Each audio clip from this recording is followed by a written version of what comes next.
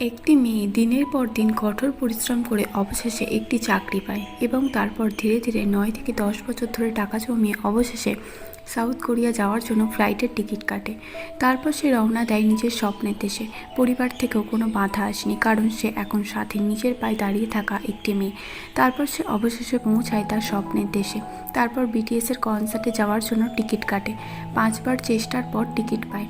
তারপর ফাইনালি সে সেই হল ঘরটাতে ঢোকে যেখানে কোটি কোটি মানুষ কাঁদছে বিটিএসের জন্য, চিৎকার করছে বিটিএস বলে। তারপর মেয়েটি 7 রাজাকে সামনে থেকে দেখে ওখানেই হার্ট অ্যাটাক করে, কারণ তার স্বপ্ন যে পূরণ হয়েছে এই আনন্দটা সে সহ্য করতে পারেনি। অন্যদিকে তাকে যেন কেউ ঠেলে।